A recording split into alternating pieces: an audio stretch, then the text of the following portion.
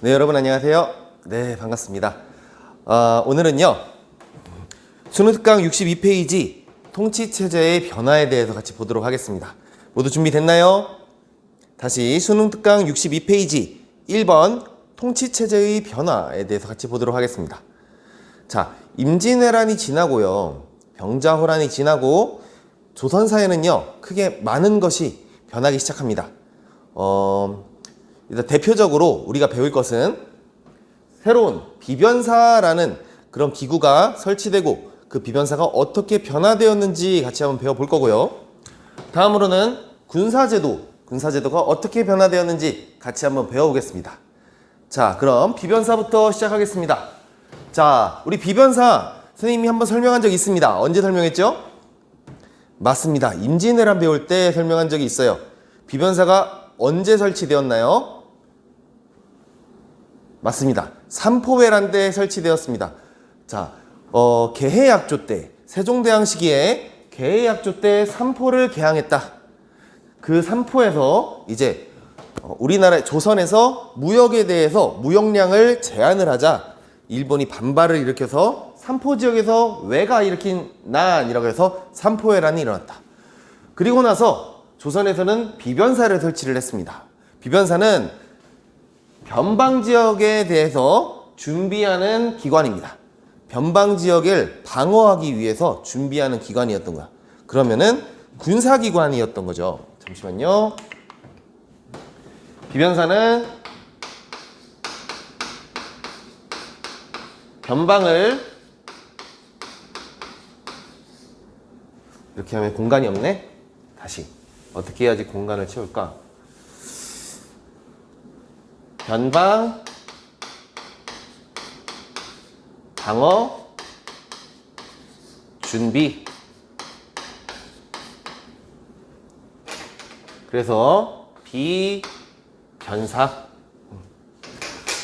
변방이 북쪽에도 있었고 남쪽에도 있었네요. 북쪽에는 여진족을 대비하기 위함이었고 남쪽으로는 일본을 대비하기 위함이었습니다. 자, 이렇게 처음에 삼포회란으로 인해서 설치가 되는데 처음에 비변사는요, 많은 역할을 하지 못합니다. 그래서 그저 임시적으로 설치된 임시기구였어요. 그리고 시간이 지나고 나서 이제 중종 때 삼포회란이 일어나고 명종 시기가 되면 이제 을묘해변이 일어납니다. 다시 이제 일본이 다시 이렇게 반발을 일으키고 다시 이렇게 전쟁을 일으키게 되니까 비변사의 기능을 강화시킵니다. 비변사가 임시기구에서 상설기구화됩니다. 상설기구가 뭐냐면 항상 언제든지 쓸 수 있는 기구가 됐다는 거예요. 상설기구는 항상 사용할 수 있는 기구라는 의미입니다. 임시기구는 임시적으로 설치를 하였고 을묘해변이 되면 항상 사용할 수 있는 상설기구가 되었다. 자, 그리고 시간이 나서 임진왜란이 터졌습니다. 임진왜란이 터지자 비변사는 국정을 전반적으로 총괄하는 기관으로 바뀌게 됩니다. 비변사의 사이즈가 점점 커지고 있다는 것을 우리가 느낄 수 있습니다. 자, 국정을 총괄하는 기관이 됐는데 그렇다면 기존에 있던 의정부와 육조는 어떻게 되는 거지? 몇몇의 학생들이 대답을 해줬어요. 의정부와 육조는요, 기능이 약화됩니다. 자, 공간이 없어서 선생님 필기는 안 할게요. 여러분 필기를 합시다. 의정부와 육조는 기능이 약화된다. 비변사의 기능이 강화됩니다. 자, 변방을 방어하기 위함이라는 것은 군사적인 성격으로 만들었다는 거예요. 그러나 임진왜란이 일어나면요, 국정을 총괄하게 되면서 이전에 군사적 기능뿐만 아니라 정치적 기능까지 같이 겸하게 되었다. 자, 비변사가 이렇게 사이즈가 커지고 비변사에 있는 관직을 당상이라고 표현합니다. 자, 비변사 당상 이런 식으로 표현을 해요. 자, 이 비변사가요, 시간이 지나면서 정조가 죽은 다음에 순조부터는 어린 왕이 즉위를 해요. 왕의 나이가 어리다 보니까 왕이 정치를 할 수가 없었죠.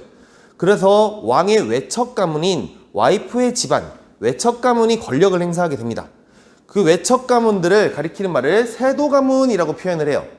세도 가문이 비변사를 장악을 하면서 비변사의 권력은 절정에 치닫습니다.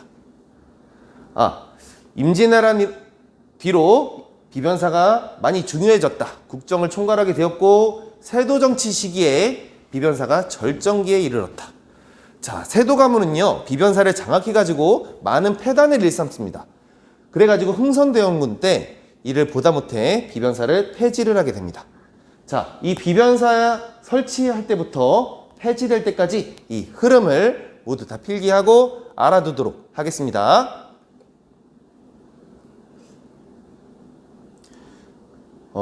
이건 심화 내용인데요. 비변사를 처음으로 이렇게 장악했던 때는 세도 가문 때가 아니라 광해군이 이제 인조 반정에 의해서 폐위가 되잖아요. 그때 반정에 참가했던 공신들, 반정 공신들이 비변사를 장악을 해요. 그 뒤로부터 권력을 가진 사람들이 비변사를 장악을 하게 되는 성향이 있었습니다. 그리고 나서 이제 세도 정치 시기에 이제 그 권력이 절정기에 이르렀다. 자, 비변사 이 정도 같이 하겠습니다. 교과서 한번 볼까? 자, 교과서 한번 보겠습니다. 양가로 1번 비변사의 설치와 운영.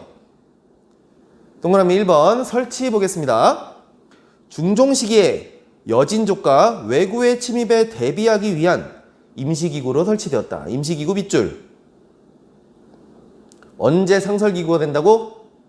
맞습니다. 을묘해변 때. 자, 동그라미 2번 보겠습니다. 임진왜란을 거치며 구성원이 확대되고 국정을 총괄 밑줄. 거기다 이렇게 필기하면 되겠다. 군사기능 더하기 정치기능.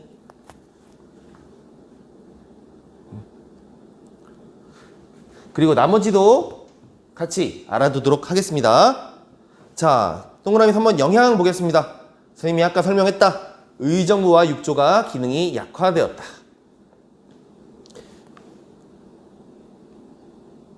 네, 다음으로 넘어가겠습니다. 다음으로 군사제도가 어떻게 변했는지 같이 한번 보겠습니다. 임진왜란 이전에는요, 군사 시스템이 이것도 배웠습니다. 다른 펜으로 할까? 파란 펜? 오케이.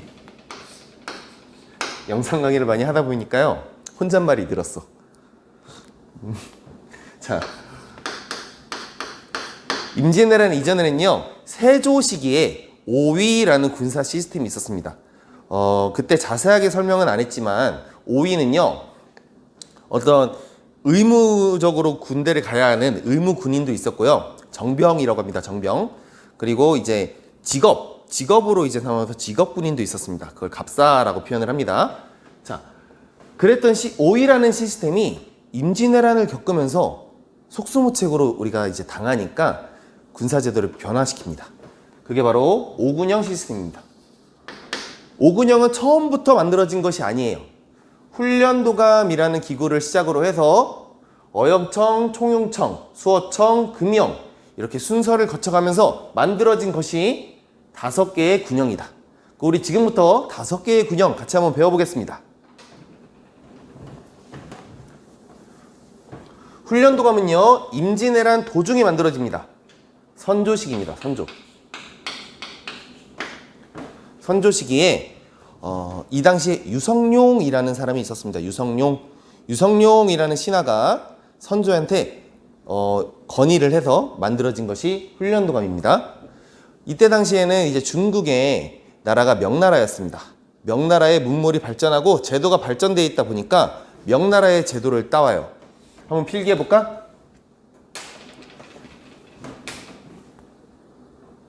훈련도감 이렇게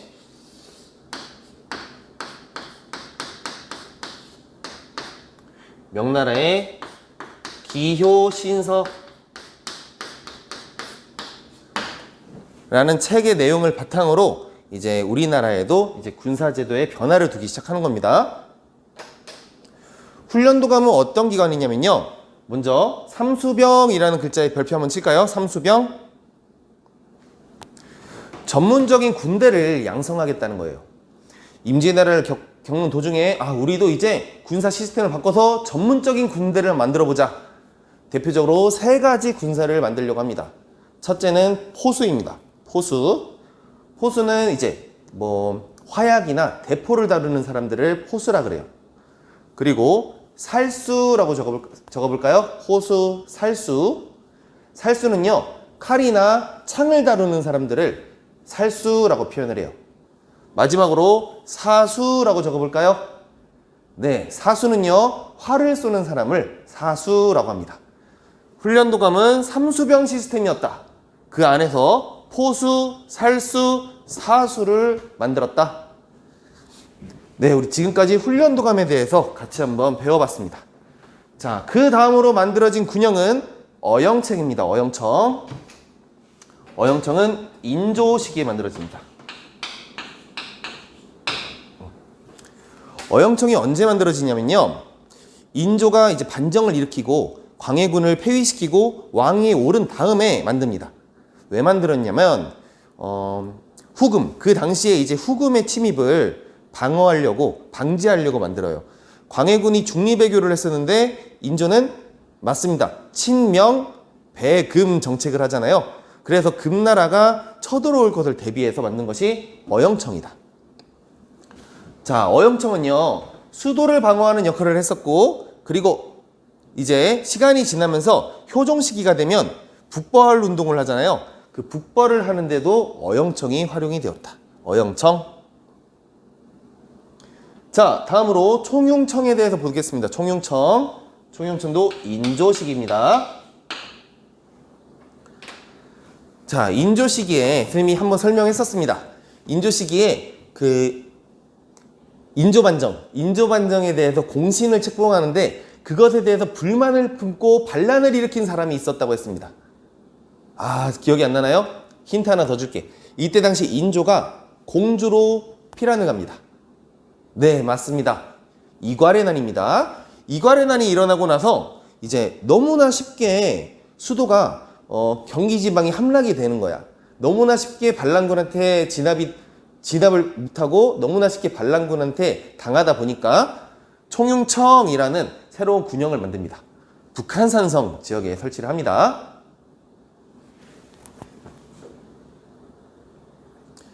자, 없는 내용은 필기를 하면서 보도록 할게요. 자, 다음으로는 수호청입니다. 수호청. 수호청은 언제 만들어지냐면 마찬가지로 인조시기입니다.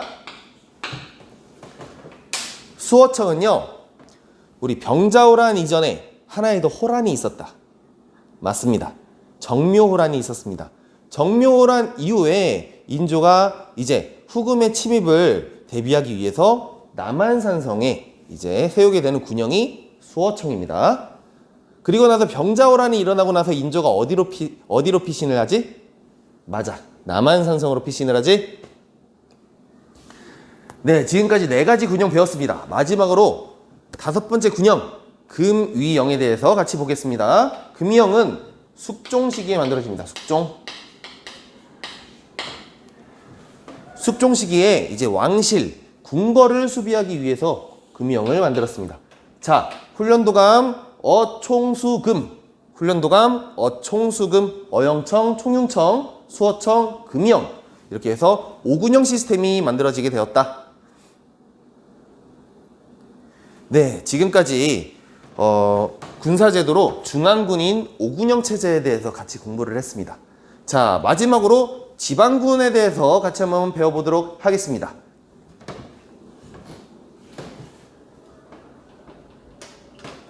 조선 전기의 지방군은요, 임진왜란 이전에는 진관체제라고 있었어요. 진관체제. 보이나? 보이니? 파란 글씨라서 안 보이는구나.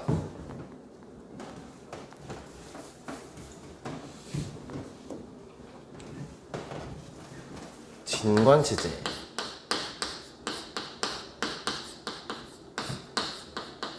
선생님 설명하기 전에 일단 개념 먼저 알려줄게. 진관체제라고 있었고, 그 다음에 재승방략체제라고 있었어요. 재승방략체제.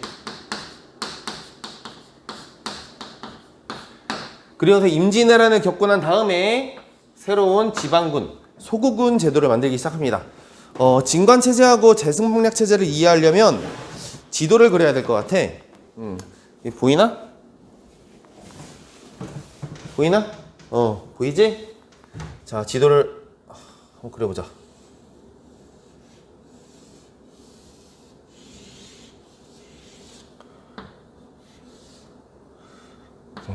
뭐 이렇게 있다 하면, 자, 먼저 진관 체제에 대해서 설명을 할게요. 임진왜란 전, 조선 전기의 지방군 체제입니다. 예를 들어서 이제 뭐 여기 지방 경상도 지역에서 내가 안 보이네. 경상도 지역에서 반발이 일어났다. 그러면 이 지역에 있는 군사들이 막는 시스템이 진관 체제입니다. 다시 설명할게요. 쉽게 말하면 그 지역, 그 거점에서 방어를 하는 시스템, 그게 바로 진관 체제야. 예를 들어 당진에서 반란이 일어났어. 그럼 당진에 있는 군대가 해결을 하는 겁니다.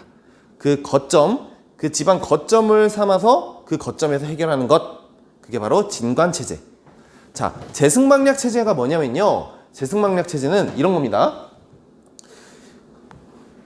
자, 예를 들어 경상도 지역, 부산에서 이제 반란이 일어났습니다. 자, 이걸 막기 위해서 대구, 울산, 마산, 또 뭐 있냐? 진주, 이 정도만 하자. 그 주변에 있는 그런 군대들이 이렇게 다 모집을 하는 거예요. 다 모집을 해서 이제 한꺼번에 밀집해서 막는 겁니다. 자, 진관체제의 문제점이 뭐냐? 전쟁이 일어났을 때 외적의 침입이나, 자, 계속 하겠습니다. 어디까지 했지? 처음부터 다시 설명할게요. 자, 진관체제는요, 그 지역에서 그 거점에서 방어를 하는 겁니다. 진관체제의 장점은요, 외적이 침입이 규모가 작을 때는 그 거점에서 해결할 수 있다는 것이 장점이에요. 어떻게 보면 효율적이죠. 근데 진관체제의 단점이 있습니다. 단점. 외적의 침입이 덩어리가 클 경우에, 정말 많은 수많은 대군이 침입했을 경우에는, 예를 들어서 일본이 쳐들어옵니다. 자, 대군이 쳐들어옵니다. 근데 여기를 지키는 병사는 적어. 그럼 속수무책으로 이렇게 밀리게 되는 겁니다. 그래서 제도를 바꾸는 거예요. 어떻게 바꿨냐? 제승방략 체제로 바꿉니다. 제승방략 체제는 주변에 있는 군진에서 군사들을 한 곳에 밀집시켜서 방어를 하는 거예요. 자, 그러면 대군이 침입을 했을 때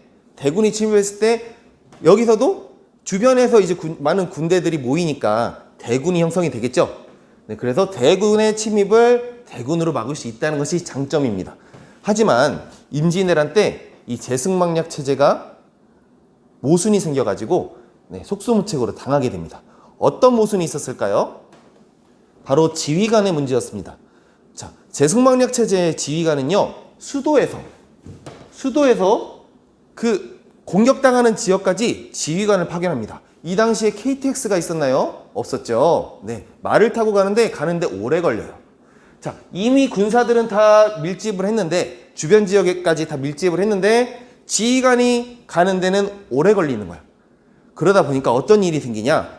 전쟁이란 말이야. 내가 전쟁에 참여한 군인이야? 지휘관이 없어. 어떤 일이 생기지? 맞습니다. 도망가요. 뭐 안 도망가는 사람도 있겠지만 당장 내 생존이 걸려있기 때문에 도망가는 사람이 정말 많았어요. 그래서 실제로 효력을 보지 못했다고 합니다.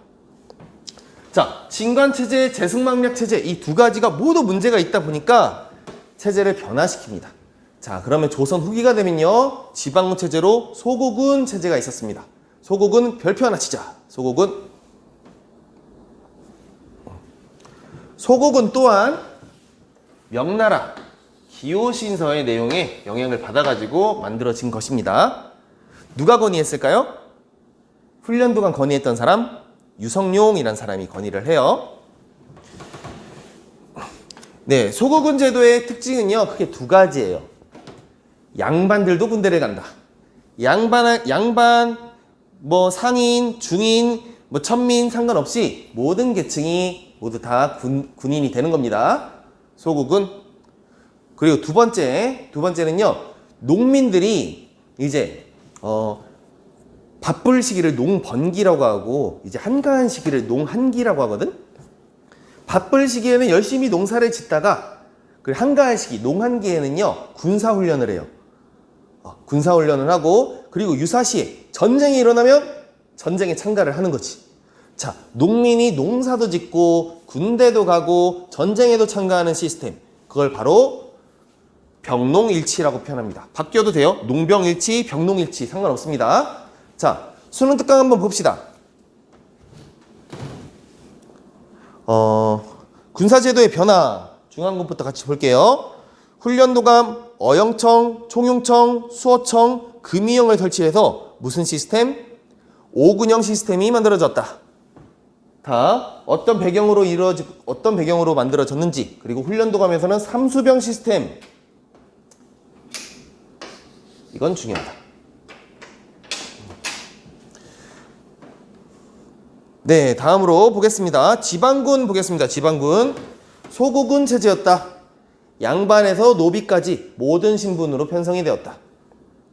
자, 그리고 농한기에 군사훈련을 받고 유사시에 전쟁에 대비했다.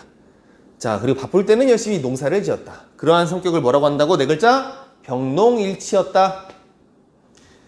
네, 하나만 더 할까? 소국군 체제도 문제점이 있습니다. 어떤 문제점이 있었을까?